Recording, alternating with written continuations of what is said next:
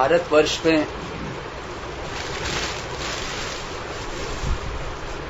जिनका जन्म होता है वह अधिकांश इन शब्दों का प्रयोग करते हैं, आत्मा, कर्म इत्यादि।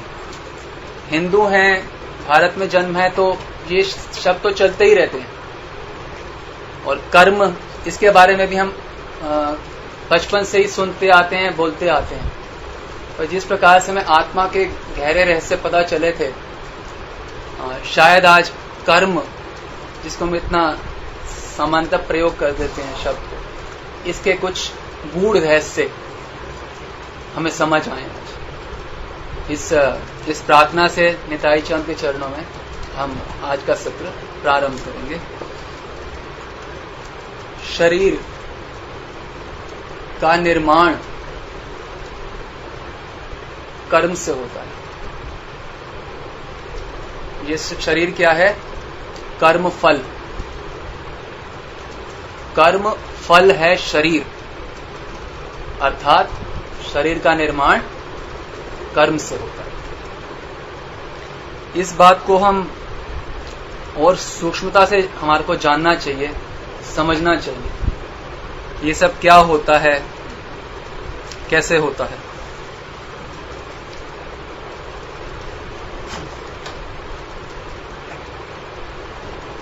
सभी जीवों के जो संसार में हैं, उनके अनंत जन्म हो चुके हैं। अनंत जन्म, अनंत जन्मों में कितने कर्म? अनंत अपार कर्म का ढेरों ढेर है। कर्मों के गोदाम भरे हुए हैं। अनंत जन्म, अनंत कर्म, गोदाम भरे हुए हैं।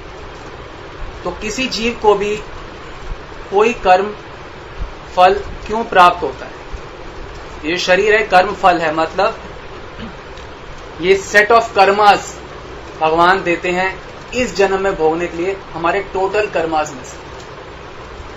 टोटल कर्मास को कहा जाता है संचित कर्म। संचित, ऐसा तो ना हमारा संचित धन है। आपकी कितनी प्रॉपर्टी है?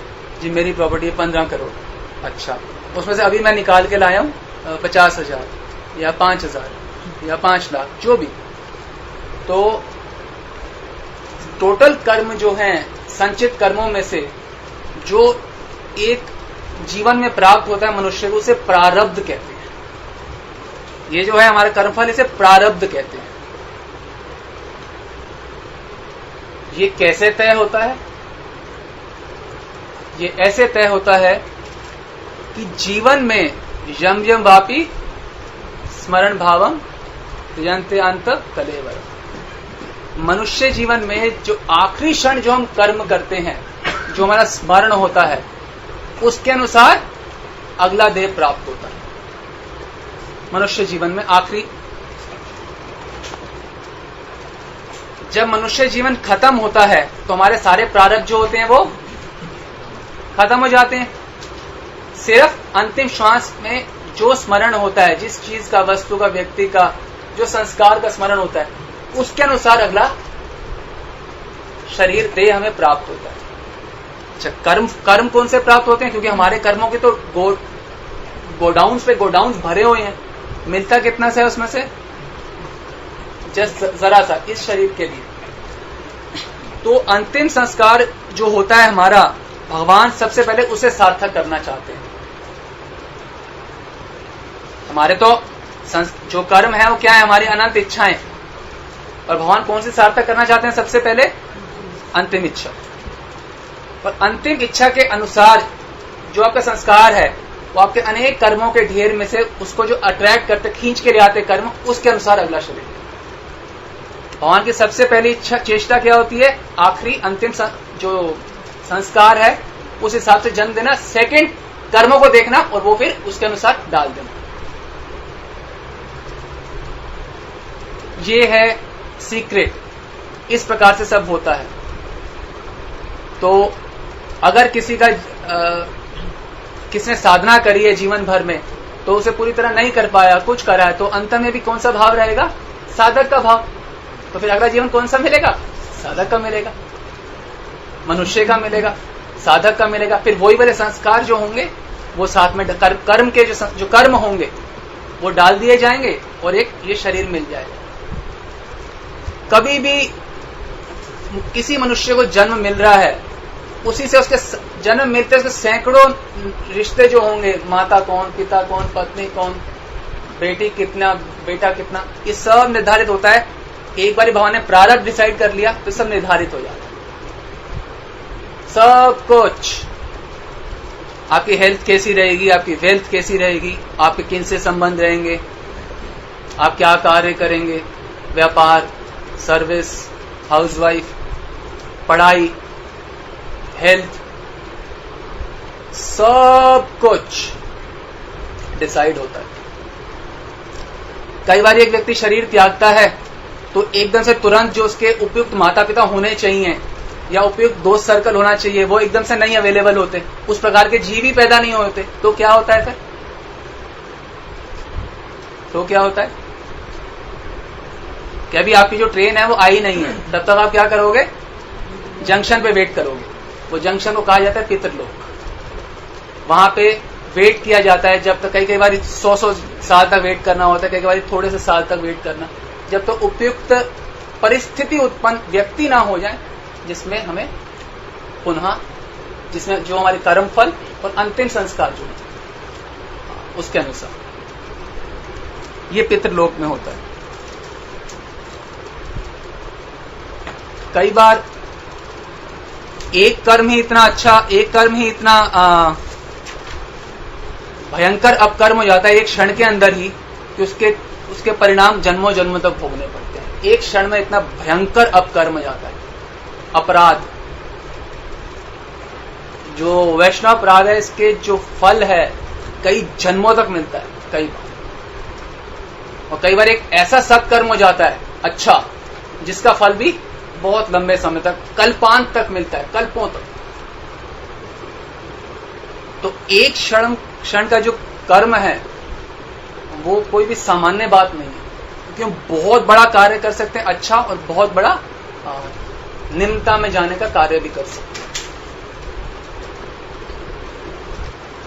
हमारी जो अनंत इच्छाएं होती हैं वो हमें किस प्रकार का जीवन जीने के लिए मजबूर कर देती हैं? कई बार पशु का जीवन है कि नहीं? इच्छाएं तो पशु की भी इच्छाएं होती हैं, वो अपनी इच्छा पूर्ति, हम अपनी इच्छा पूर्ति। तो इसलिए आपने सुना होगा कई बार कि इंसान है ना तो इंसान बन के रहे, सुनते हैं ना? कभी किसी को कुत्ते को बोला जाता है तो कुत्ता है ना कुत्ता बन के, कभी नहीं बोला। किसी पक्षी को बोला जाता है कि तो पक्षी है तो पक्षी बन के रहे, मछली है तो मछली, नहीं, वो मछली है तो मछली बन के रहेगा, तो पक्षी है तो पक्षी बन के रहेगा। पर इंसान तब तक इंसान बन के नहीं रहेगा जब तक वो सत्संग में नहीं रहेगा। केवल सत्संग ही है जो हमें मनुष्य की तरह जीवन जीने पे की कगार पे ला सकता है, अन्यथा इसका कोई उपाय नहीं सत्संग के अलावा।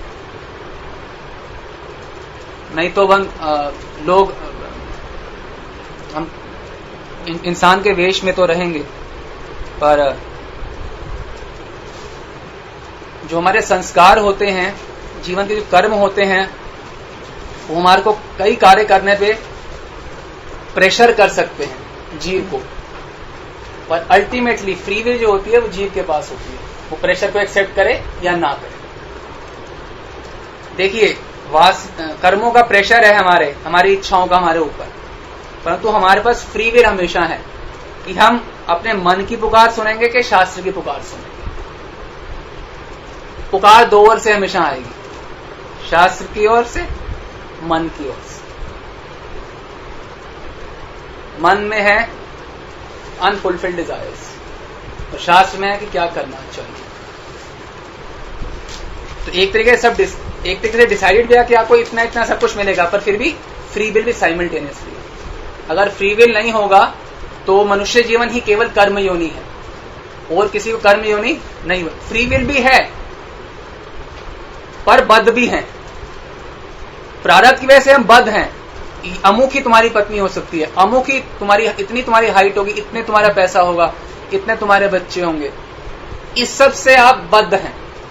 पर बीच में इनके बीच में भावना कैसी करोगे? उसमें फ्री हो आप, ये बद्ध होगे, इस घर में रहोगे, ठीक है, अब इस घर में रह के आप क्या करते हो, ये आपके अंदर फ्री विल है। जैसे मान लो आप धनी हो, दान देने का है, तो दान बहुत ही आदर पूर्वक भी दे सकते हो और ले ऐसे भी कर सकते हो, ये तो फ्री विल है आपके पास। वही दान है, उसका अनंत गुना बेनिफिट है और उसका प्रॉपर बेनिफिट नहीं मिलेगा। मनुष्य की उन्नति का सबसे बड़ा कारण एकमात्र सत्संग है। सत्संग। अब ये सत्संग क्या होता है? सत का संग। सत क्या होता है? भगवान। भगवान के संग को ही सत्संग कहते हैं। तो जिनका हम संग कर रहे हैं, यदि उससे हम उनके द्वारा हमें सत वस्तु ग्रहण नहीं हो पा रही, तो वो सत्संग नहीं है। तो हमें संग करना में बहुत ध्यान रखना है कि हम सत्संग ही करें। सत मतलब भगवान। भगवान के संग को ही सत्संग कहते हैं। ऐसे नहीं कि भक्तों के साथ आप संग कर लें केवल, ना ना। जिस प्रकार से सबसे बड़ा कारण है मनुष्य के मनुष्यत्व का सत्संग, उसी प्रकार से मनुष्य की अवनति, गिरने का सबसे बड़ा कारण भी क्या है? असत्संग। असत का संग करेंगे तो सबसे ज्यादा अवनति होगी, पतन होगा। एक होते हैं जीव के अपने प्रारब्ध, जिसके अनुसार उनका परिवार, धन, यश, अपयश, मान सम्मान, शोहरत, कार्यक्षेत्र, ये सब निर्धारित होता है। एक और अगर हम कर्म को और सूक्ष्मता से जाने तो एक होते हैं व्यष्टि प्रारब्ध, एक होते हैं समष्टि प्रारब्ध, कि सोसाइटल प्रारब्ध भी होते हैं। जैसे कि दंगा का होना, तो उसमें काफी खराब लोगों का एक संगठन होगा तो ही आप दंगा हो पाएगा, नहीं तो अन्यथा नहीं होगा। वो भी अरेंज्ड होता है। उसी प्रकार से कोई बड़ी घटना होने वाली होती है, उसके लिए भी एक ग्रुप होता है जो भगवान पहले से डिसाइड कर रहे हैं कि इस प्रकार से होगा। जैसे जो क्रिमिनल एक्टिविटीज भी हैं उसमें ऐसा होता है कि कुछ एक प्रकार के गूंस दे आर टुगेदर। तो उसी प्रकार से अच्छे कार्य के लिए भी और बुरे कार्य के लिए भी एक समष्टि प्रारब्ध, भूकंप आना, पूरे एक सोसाइटी को एक लाभ या हानि होती है उससे। तो एक होते हैं व्यष्टि प्रारब्ध, एक होते हैं समष्टि प्रारब्ध। जब भी कोई आंदोलन होना होता है तो वो समष्टि प्रारब्ध की वजह से होता है, ना कि केवल व्यष्टि प्रारब्ध की वजह से। जब हम कर्म की बात करते हैं तो सामान्यतः हम व्यष्टि कर्म को ही सोचते हैं सिर्फ। समष्टि प्रारब्ध को तो समष्टि कर्म को तो हम सोचते ही नहीं है कभी भी।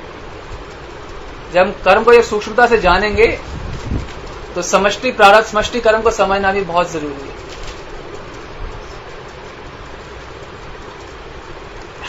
एक्चुअली में कई जगह में तो हमारा फ्री विल होता है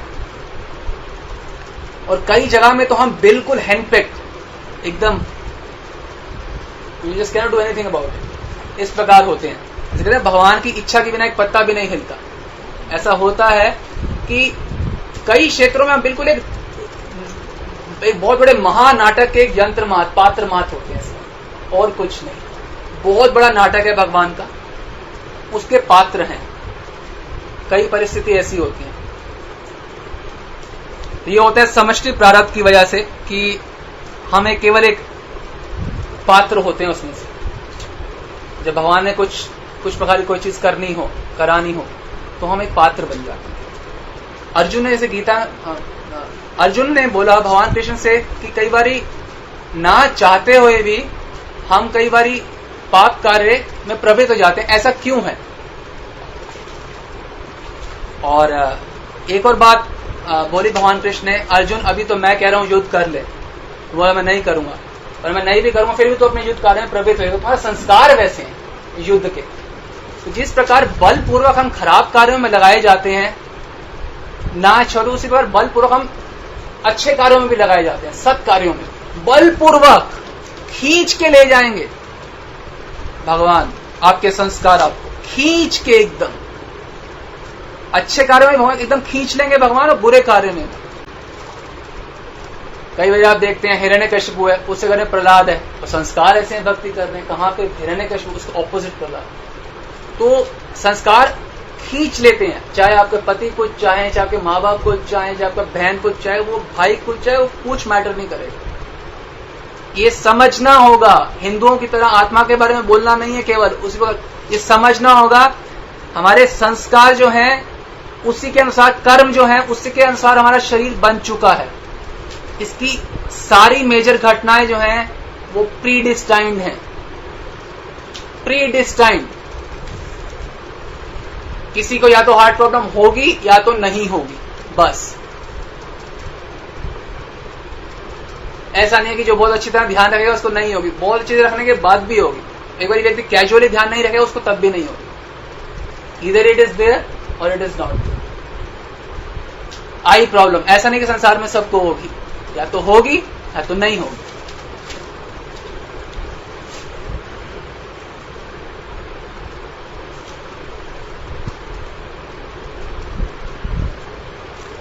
इस बात पे बहुत मेडिटेट करना पड़ेगा, प्रैक्टिकली इन चीजों को जीना चाहते हैं ना।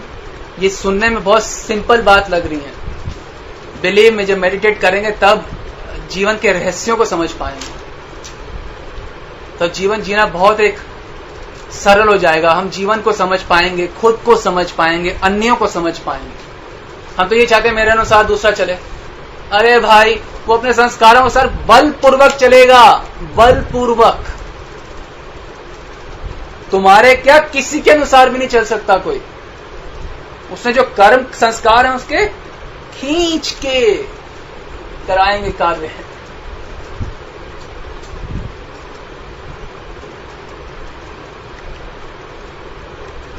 सामान्यतः ध्यान दीजिए, सामान्यतः जो कर्म करते हैं हमारे पास फ्री विल रहता है कि जैसे मन में खराब विचार भी आ रहे हैं और शास्त्र और गुरु की भी बात हमें मालूम है, तो हम गुरु की बात को, वासनाएं जो संस्कार हैं वो कभी बुद्धि को ओवर पावर नहीं कर सकते। बुद्धि चाहे तो उसको स्वीकार ना करे, बुद्धि ओवर पावर कर दे। बुद्धि क्या है? भगवत बुद्धि, शास्त्र। इसलिए सत्संग चाहिए, हमें हमेशा पता हो क्या करनी है। शास्त्रों हम हमेशा एक एक चीज नहीं पढ़ सकते, समझ सकते, तो सत्संग के द्वारा हमें हमेशा मालूम चलता रहेगा।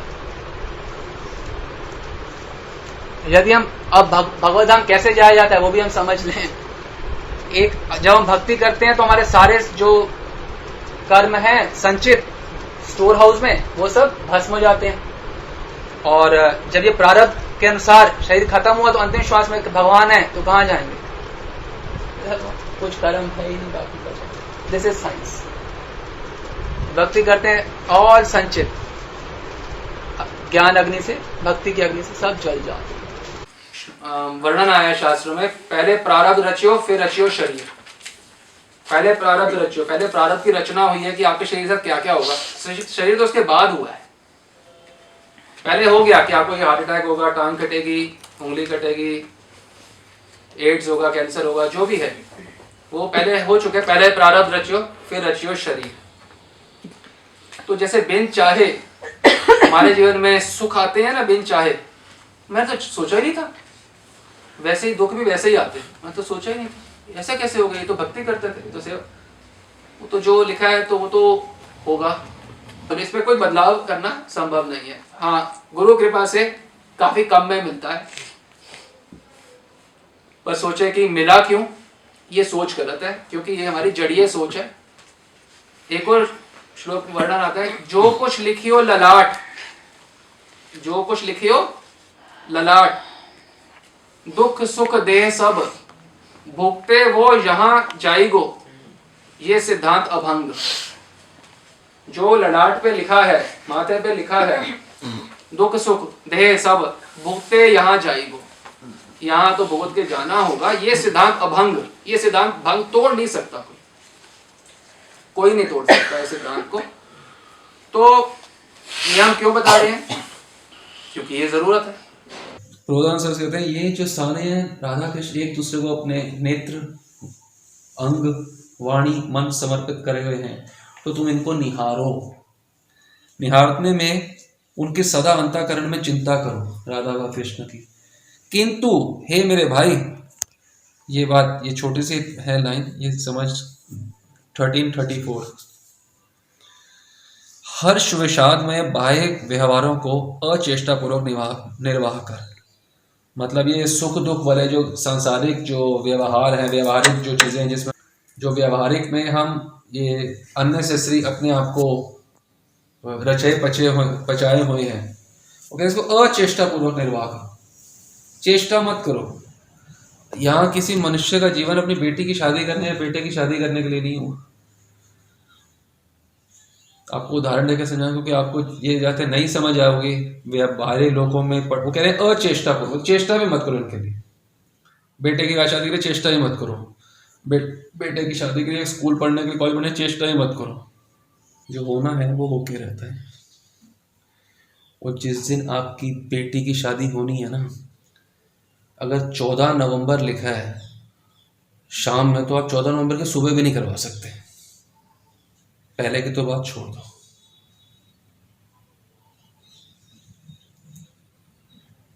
और आपके बेटे ने अगर इंजीनियरिंग में लिखा है तो वहीं जाएगा। उसने जिस दिन शादी होनी है, जिससे होनी है, उसके बाद जितनी लड़ाइयाँ होनी हैं और जितने डाइवोर्स होंगे वो सब होंगे। तो ये बाहरी व्यवहारों को अचेष्टापूर्वक निर्वाह करो, क्योंकि आपके हाथ में है नहीं। क्यों चेष्टा करके व्यर्थ श्रम कर रहे हो? समझे बात? काहे को व्यर्थ श्रम कर रहे हो? होगा कुछ नहीं। आपको लगा मैंने मेरे बेटे की शादी की, आपने विश्वास करिए एक तिनके में आप उसमें सहयोग नहीं है। उसके पूर्व कर्म से उसको एक जीव के साथ अपना कर्म बंधन काटने थे, वो मिल गई पत्नी। और से उसके पाप कर्मों का परिणाम एक उसकी पिटाई करने वाले पुत्र के रूप में आना था, वो मिल गया बेटा। और उसका पैसे को उड़ाना है, वो मिल गई बेटी है, जो भी समझ लो। तो एक बेटा बेटी है, ये प्रवाह के अंतर्गत है। जैसे श्री कृष्ण यहाँ पे कुरुक्षेत्र की लड़ाई और ये सब करवाने के लिए आए और ये सब करने के लिए आए, उनका पर्पस था यहाँ आने का। कोई अवतार है, हम कोई अवतार हमारा कोई पर्पस नहीं है यहाँ आने का। हम कोई अवतार नहीं कि मैं बेटे की शादी करने के लिए पैदा हुआ।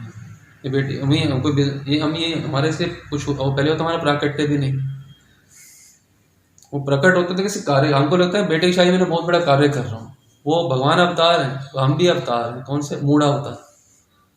मूढ़ा मतलब मूर्ख अवतार। हमें लगता है मैं भी किसी एक पर्पस के लिए आया हूँ। जैसे कृष्ण को गीता सदा यदा यदा धर्म से मैं प्रकट होता हूँ, मुझे लगता है मैं भी प्रकट हूँ मेरी बेटी की शादी करने के लिए या उसको स्कूल भेजने के लिए। ये मूढ़ है, ये मूढ़ अवतार, सारे मूढ़ अवतार है। इसलिए कह रहे हैं अचेष्टापूर्वक ये संसारिक कार्यों का ये सब काम तमाम ये सब करो। चेष्टा ही मत करो। आप विश्वास करो, आप बिल्कुल चेष्टा नहीं करो। 14 नवंबर की शादी होनी ना, आपकी बेटे वो होके रहेगी। अब करो ना करो, उसी दिन होगी। आपको पता नहीं कितना जटिल होते हैं योग। आपको पता है क्या है? वो मैं टेंशन में शादी में टेंशन होता है। अरे टेंशन क्या करनी है?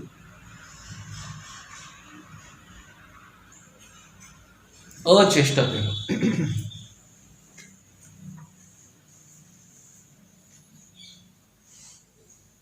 अच्छे से समझ लो इस बात। नहीं समझोगे पर कहने को भक्ति की स्थूल साधना कर रहे हो, पर साधना वास्तव में स्थूल और सूक्ष्म होती है। ये जब तक बातें नहीं, तो ये स्थूल साधना से काम होने वाला है क्या? सूक्ष्म साधना की चेष्टा नहीं करूंगा क्योंकि मेरे हाथ में नहीं है कुछ। मया अध्यक्षेण प्रकृति सूयते सचराचर। सब चर अचर प्राणी, भगवान कहते हैं, आज गीता जयंती है, मेरी प्रकृति के अधीन हैं, आपकी इच्छा के अधीन नहीं है। आपकी इच्छा के अधीन केवल आपका मन हो सकता है, वो कर लो आप बस। कोई प्राणी, किसी प्राणी की चेष्टा, आपकी पत्नी मेरे हिसाब से चले, कितनी लड़ाई होती है पति पत्नी करो।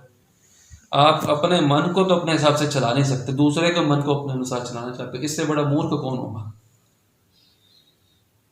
आपके अधीन कौन है? हो सकता है मेरा मन। मेरा मन ही केवल मेरे अधीन हो सकता है। हम कह रहे हैं वो उसका मन मेरे अधीन हो, उसका मन उसके अधीन नहीं है, वो तुम्हारे अधीन क्यों होगा?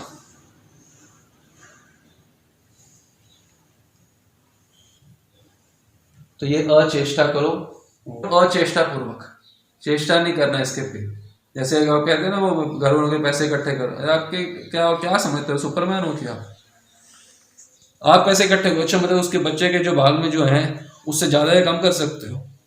खुद सोचो थोड़ा, किस लिए हम ये बता रहे हैं, इतने तत्व ज्ञान क्यों दे रहे हैं? आप कर रहे हो, अच्छा इतने बड़े हो गए फिर तो सब मिटा दो। आपको बताएं, जो सब जीव हैं उसके ये जिसको देखना आता है ना वो पूरी जीवन बता सकता है, ये देखना आता है जिसको वो पूरा जीवन बता है। तीसरी बात सुन ले, ये देखना आता है उससे जीवन पता चलता है। चौथी बात, ये देखना आता है ना इसके नीचे भी बताया जाता है, ये भी एक साइंस है। फुट के प्रिंट से भी सब पूरा जीवन पता चल जाता है। आप कम ज्यादा कर दोगे, ये उंगलियां देख रहे हो, ये लंबी है, इसकी एक सिग्निफिकेंस है, छोटी भी होती है, ये अलग अलग सिग्निफिकेंस होती हैं। आप क्या कर सकते हो, थोड़े होश में आओ भाई। अपने आप को इतना बड़ा रचैया मसीहा मत मानो, अपने 2% के मन को सुधार लो। आप कोई अवतार पुरुष नहीं हो, हम यहां सिर्फ अपने मन को मैं को शुद्धिकरण के लिए जीवन मिला है, मानव जीवन। मैं का शुद्धिकरण अन्य योनि में संभव नहीं है, और किसी के लिए, बच्चों के लिए ये आप कुछ नहीं कर सकते। पहले बात समझा दो अपने आप को, इस ईगो के पर्वत से नीचे उतर, त्रिनाद आना तो अभी तो ईगो के, मैं किसी के लिए कुछ कर सकता हूँ, नहीं कर सकते। आप अपने लिए कर दो जनाब, अपने पे रहम खाओ। जैसे आपको उदाहरण दे, आपके मृत्यु के अंदर आपने 200 करोड़ रुपए की प्रॉपर्टी कर दी, आपके 200 करोड़ 101% होंगे। आपकी स्मार्टनेस सिर्फ ये है कि उसमें अपना टाइम का स्पेस करके निकाल दो। आप जितने मेहनत करो तो भी 200 करोड़ होने हैं आपके, मान लो जी 20 साल दिखे 50 लाख करोड़ मार के भाग जाएगा। तो आप जो मर्जी कर लो, तो स्मार्टनेस क्या है कि ये जो गिवन टाइम है, मुझे दिया हुआ है टाइम, मेरे पिताजी का टाइम थोड़ा ना है, मुझे दिए गए, दान में दिया गया समय। ये ले बेटा सुन, ऐसा है, तू मेरा कम चपरासी है, मैं आऊँगा अभी, टेबल साफ करके रखियो और पानी भर के रखियो मटके में और झाड़ू लगा दे। वो आए, मैं टीवी देख रहा हूँ, क्यों? मैंने टाइम दिया, मैंने तनख्वाह दी, आउट कर गेम। ये भगवान द्वारा गिवन टाइम है, मैं तुम्हें समय दिया, क्या करना है? एक तो ये कल्पनाओं को पूछो, मेरा कोई नहीं है और तुम कुछ नहीं कर सकते, समझ रहे? अब आप ये सोचो, हाँ अब सन 2018 का 11 नवंबर था, हमारे गुरुदेव से अलगाव का योग व उनके सुख से वंचित होने का योग 11 नवंबर बैठ रहा था। क्या ये 11 नवंबर 2018 को ही बना योग? जो हम पैदा हुए थे तो भी यही योग, मतलब इट जस्ट अनफोल्डेड। आप भाषा समझ पा रहे हो? इट जस्ट अनफोल्डेड कि वो था तब से। अच्छा, या वो कोई समझ नहीं आएंगी बात, ये भी अभी समझ आ जाए, ईश्वर के भीख मांगो ना कर के समझ आ जाए, बहुत मुश्किल है समझ आए। माता को तो मैं समझा देता हूँ, ये कालक्रम इतना जटिल है कि जो होना होता है वो होके रहता है। अलगाव का योग, अगर हमारे गुरु से अलगाव है, जो कि फिजिकल भी साथ हैं, तो क्या आपका आपके बेटे से अलगाव का योग होगा कि बिना उसकी डोली उठ जाएगी? आप उत्तर दो, मुझसे उत्तर में आप उत्तर खुद दो अपने आप को। यदि अलगाव का योग, एक बात, यदि अलगाव का ये योग समझ आ रहा है तो जुड़ाव का भी तो योग होता होगा प्रबल, हाँ या ना? तो जिसका वो योग नहीं बना अपने पाप कर्मों से जुड़ाव का, यानी कि तो कई बार आपके पाप कर्म जो होते हैं पति के रूप में आते हैं, शायद आपको समझ नहीं आएगी अभी ये बात। पाप कर्मों का आपको जमावट, आप कई बार देखो अच्छी खासी बेटी या होती है मैं खुश रहे हैं सब है, और शादी है कोई ऐसा नरक का मूर्तिमान स्वरूप मिल जाता है, तो आपका पाप पति के रूप में आ रहा है।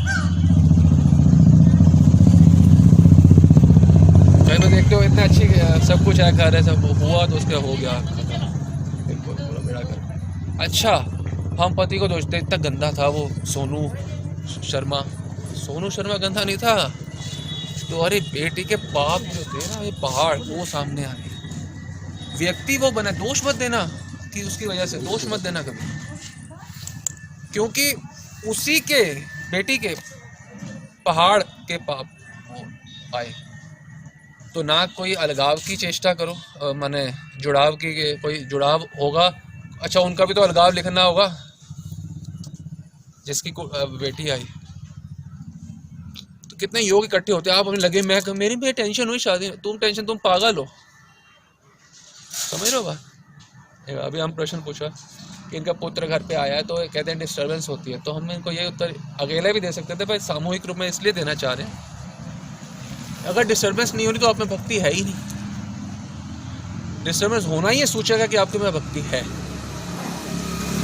आपको डिस्टर्ब होना ही चाहिए।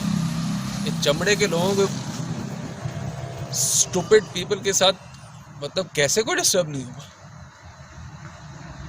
या तो कोई कीर्तन करता हो या कोई भाई भगत हो, तो चल जो दो सहयोग मैं कर दूं, गीता सुना दूं, भागवत कोई भी कर दो, तो फिर समझ आती है।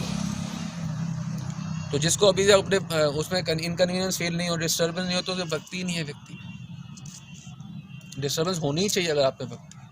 आप कैसे लड्डू ये कर सकते हो, आप बताओ ना, आप खुद बताओ। कोई पूछना चाहते हो इस बारे में प्रैक्टिकल? और ये जो योग होते हैं ना, ये the date where you are born, वो तो है ही है, माता से सब कुछ होता है। This is also science, this is also science and this is also science and this is also science. उंगलियां अलग अलग शेप में होती हैं सबकी, नीचे की भी, ऊंचे ऊपर की भी, टांग की भी, हाथ की भी, अलग अलग शेप्स होती है। ये सिग्नल्स होते हैं, ये इसके कारण होते हैं। आपके चेहरे पे तिल भी विदाउट रीजन नहीं होता, ये हमारे तिल है, ये रीजन है इसका। आप बात कर रहे हो, आप कहते हो मैं वो पैसे इकट्ठे कर दूं घर के लिए, आपका दिमाग क्या पुर्जे खराब है सारे। तिल नहीं होता विदाउट रीजन, उंगली का साइज शेप अलग होता है बिकॉज ऑफ रीजंस।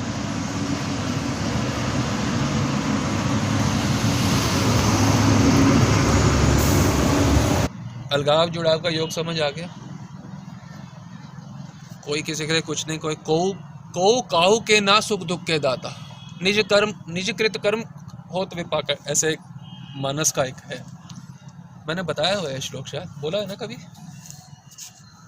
को ना काहू के सुख दुख के दाता, माने हमको अपनी बेटी पत्नी के सुख दुख के दाता नहीं है। जो शिरादा ने जब बीमार होगी और तो ठीक हो ना होगी, आप ना उसके सुख के ना दुख के ना बेटे के। उसने अगर वो अरेंज मैरिज करनी है तो अरेंज करेगी, लव करनी है तो कुछ करके दिखा दो। फालतू में भ्रम टोटो कर, अहंकार विमूढ़ आत्मा करता हम इतने मैं कर, तुम स्टूपिड हो से ये रियलाइज कर, समझ रहे हो? नहीं कर सकते।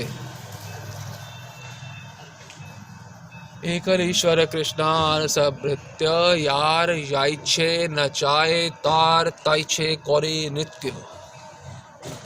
यार याइछे नचाए, जिसको जैसा नचाना चाहे वो सुप्रीम भगवान श्री कृष्ण, वो जिसको जैसा नचाना चाहते हैं वैसे नचाते हैं। एकल ईश्वर कृष्ण और सब यार याइछे न, उसको वैसे नृत्य करने में बाध्य होना पड़ता है। आप किसी को कोई डांट मारते हो, तूने अरेंज मैरिज मेरी मर्जी से नहीं करी, होता है ना, पिक्चरों में भी दिखाते हैं और शायद घरों में भी होता हो, तो तुमने लव है, वो बाध्य है लव मैरिज करने के लिए, उसको दोष मत दो, दोष मत दो। तो बड़ी अच्छी बेटी है अरेंज मैरिज, गुण मत देखो। संसार में गुण दोष देखना बंद कर दो, एक्चुअली संसार को देखना बंद कर दो। और गुण दोष देख रहे हो उसका मतलब है संसार से फेविकॉल की तरह चिपके। ना आपकी बेटी अच्छी है ना बुरी है, वो बस है, इट इज है, वो बस वो है। कैसे है? यार याइछे नचाए से है, यार याइछे नचाए तार ताइछे करे नित्य से वो है, बस वो है।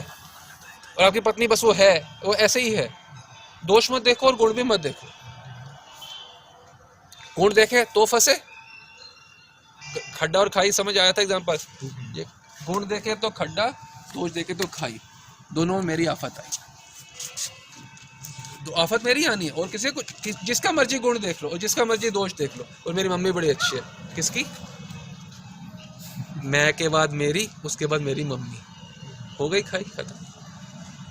और दोष देखा इतनी गंदी है, इसके लिए मैंने इतना किया है बेटी, हो गया खत्म, दोष देख लिया। जित देखो तित शाम मही, जहाँ देखें वो भगवान, बस यही देखें भगवान करा रहे हैं। वह मैं जैसे अपने शरीर का दृष्टा हूँ, जैसे सारे संसार का दृष्टा हूँ, वैसे इस परिवार का दृष्टा भी बन जाऊँ। बस देख तो रहो ना, मिस्टर शर्मा के घर में ये हुआ, हाँ चाय दियो जरा, नमक कम डाला हुआ है, हाँ वो अर्थक्वेक आ गया युगांडा में, कोई फर्क पड़ा? दृष्टा हो, प्योर दृष्टा हो, युगांडा हो, लंदन हो, कोई न्यूयॉर्क, हमें क्या करना है, कोई भी कुछ हो, तो भी कोई दृष्टा, वैसे ही परिवार के दृष्टा बन जाए। Stop becoming the Lord and master of your family. नहीं हो, नहीं हो, नहीं हो, समझ।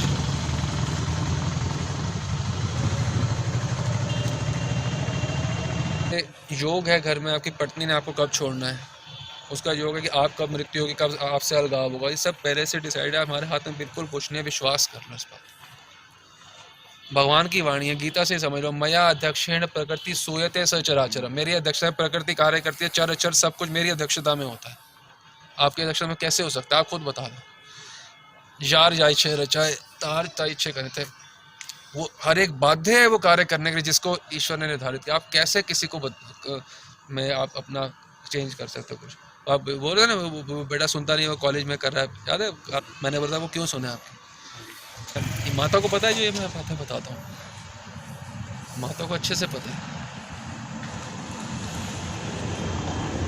और धंधा कम होगा तो कोई बात नहीं, कमाने उतना ही है। योग थोड़ा बदलेगा, समझ रहे बात भाई? हम ये थोड़ा कह रहे हैं पैसे कम कमा लो, उतने ही आएंगे, आपका भ्रम दूर हो जाएगा। इनसे इन्वॉल्व होकर मिलेगा कुछ नहीं। ये पता क्या है, दिखाया भी है कुछ नहीं, गिलास थोड़ा 12 आना, इस सार बात ये है हमारा। अच्छा एक बात, तो आपके पिताजी के जो योग हैं प्रॉफिट या लॉस के, उनको बदल देंगे आपकी बातें? उनके भी तो कोई योग होंगे, उनको आया गया जो किया, उनका कोई तो योग होंगे, वो चीखेंगे चिल्लाएंगे, उनके योग से तो चिल्ला रहे हैं। मानस जो डिप्रेशन चीखने चिल्लाने मानस रोग है, जिसके होते हैं वो होते ही हैं। इनके पिताजी, इनके पिताजी, इनके पिताजी, इनके पिताजी, इनके भी सबके पिताजी हो गए, किसके नहीं है? तो फिर क्या करोगे? पता एक्सेप्ट कर लो, इट इज लाचार रूप में एक्सेप्ट कर लो। हाँ मैं कुछ नहीं कर सकता, मैं अबला हूँ, मैं कुछ नहीं कर सकता, मैं अबला हूँ, मैं एक्सेप्ट कर लो मैं अबला हूँ। औरत अबला नहीं, हम भी अबला ही हैं, सब अबला हैं सब। नो वन इज एबल, अबला है, एबल नहीं है। मत सोचो कि मैं कोई सुपरमैन बन के कोई चेंज कर दूँ, नहीं कर पाओगे। आपकी बात नहीं कि ये नहीं कि आपकी बेवकूफ़ है उसके लिए कह रहा हूँ, हम कोई भी अब एबल नहीं है, हम अबल हैं, अबला है, हम एबल नहीं है। आप नहीं, कोई ब्रह्मा ब्रह्मा कोई एबल नहीं है। एक्चुअली मार्ग बिल्कुल सीधा है, हमने उसे जंतर मंतर बना दिया है बेसिकली। मार तो सीधा है, कोई प्रॉब्लम है नहीं। हमने अपने किंतु परंतु इफ्स बट्स ये वो पता नहीं क्या क्या डाल दिया। और एक श्लोक भी है, ललाट पे जो सुख और दुख लिखवा के लाए हो वो आपको मिलेगा ही मिलेगा। जब सुख का समय है तो सुख संसार का, और दुख आप चाह के भी दुख को नहीं हटा सकते, आपको मालूम है? आप चाहोगे ना तो भी आपके चाहने से दुख नहीं हटेगा, क्योंकि जो वो मिलना है वो मिल के रहेगा। और चाह के भी आपको सुख नहीं मिल सकता। क्यों? जब मिलना है, जितना मिलना है उतना मिलेगा, उससे एक चौनी भी आपको ज़्यादा नहीं मिलेगी, चौनी भी ज़्यादा नहीं मिलेगी। नहीं, किस चीज़ की हलचल है कि उसके पास मेरे से ज़्यादा क्यों? अगर इसको हटा दो तो फिर क्या हो? प्रशांत, शांत नहीं हो आप, प्रशांत। गीता में बोला गया प्रशांत आत्मा, प्रशांत मनसा। क्रॉस कंपैरिजन को छोड़ दो कि उसके बाद ज़्यादा क्यों मेरे पास, अरे भाई आपके भाग क्या, उसके भाग क्या, स्टोरी एंड, नो डिस्कशन। कितना हाफ लाइन में आंसर है इसका, आपके भाग का भी, आपके भाग का, आपका। वो लोग इतनी सुंदर क्यों, उसका उसके भाग का, तेरे भाग का। भाई इसमें क्या समझ नहीं आ रहा? जो तेरा है तेरे से कोई छीन नहीं सकता, उसका तो उससे नहीं छीन सकता। क्यों शोर देख रहा है, हलचल क्यों मचा रहा है भाई, समझ रहे हो? देखो ही क्यों। आप शांत नहीं हो, आप परेशान, तो आपको समझ नहीं आ रहा। और अगर आप चाहते हो कि इस डिजीज से ऊपर उठना, तो प्रवचन तो बहुत ज़्यादा होते हैं, पर एक लाइन में ही इसका एग्जाम्पल दे के बता सकते हैं कि किसी के ओपिनियन की कोई वैल्यू नहीं, मैटर ही नहीं करना चाहिए। कोई हमारी शादी में, हमारे बच्चों की शादी में कोई नहीं आएगा तो क्या हो जाएगा? अच्छा, आके क्या दे जाएगा वो? आपके बेटे का डाइवोर्स होना लिखा है शादी के बाद, तो सारे बिल गेट्स भी आ जाए तो फिर डाइवोर्स होगा। अगर आपके बच्चे के खुशमहानु जीवन लिखा है शादी के बाद, सच्ची बता रहे हैं, कोई भी ना है तो भी खुश रहेगा। ये तो डिसाइड है पहले से ही। हम आपको ज़्यादा कहानियाँ बता नहीं सकते, क्योंकि जैसे चार्ट होते हैं ना, जैसे एक को चार्ट दिखाया, साहब बोल दिया ये तो पति इसका पूरा बर्ताव ना करे, तो देखते ही मतलब एस्ट्रोलॉजी को दिखाया ना, हार्डली 5 सेकेंड्स उसने बोल दिया। वो तो आपके प्रयास का क्या वैल्यू है जो आप इतने सालों से अपना जीवन वेस्ट कर रहे हो।